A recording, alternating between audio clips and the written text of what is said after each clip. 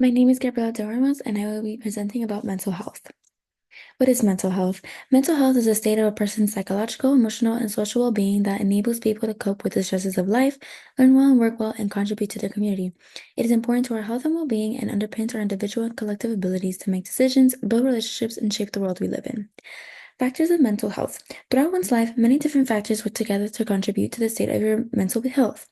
Biological factors like genetics, physical health, diet, and sleep are some contributors. Psychological factors like beliefs, substance abuse, self-esteem, and mental health diagnosis also contribute to one's mental health. Lastly, social factors like relationships, family, culture, work, economic state, and environment are all important factors when contributing to one's mental health. Mental health disorders. Mental health disorders, also known as mental illness, is characterized by a clinically significant disturbance in an individual's cognition, emotional regulation, or behavior.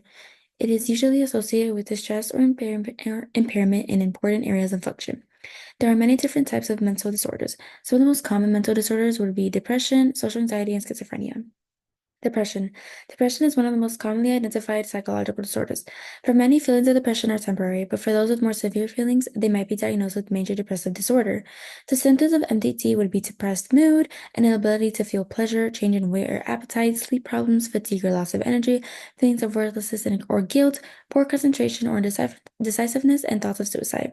People who have lived through abuse, severe losses, or other stressful events are more likely to develop depression.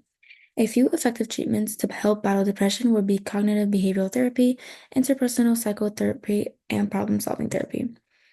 Social anxiety disorder. Social anxiety disorder is the fear that one is in danger of acting in an inept and unacceptable manner and that such behavior will lead to a disastrous consequences. This fear can become excessive and lead people with social anxiety to avoid social situations altogether, compromising their lives.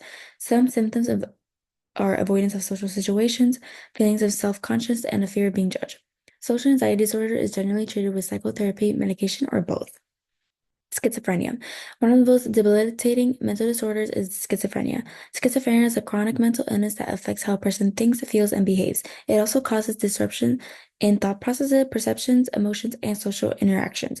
Some symptoms are delusions, hallucinations, disorganized speech, catatonic behavior, and loss of speech. Schizophrenia can significantly impact a person's daily life, making it difficult to work, maintain relationships, and take care of themselves. Lifelong treatments with medicines and psychosocial therapy can help manage schizophrenia, although there is no cure for it.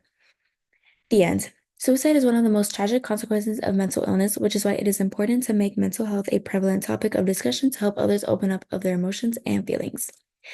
These are my references, and thank you for watching.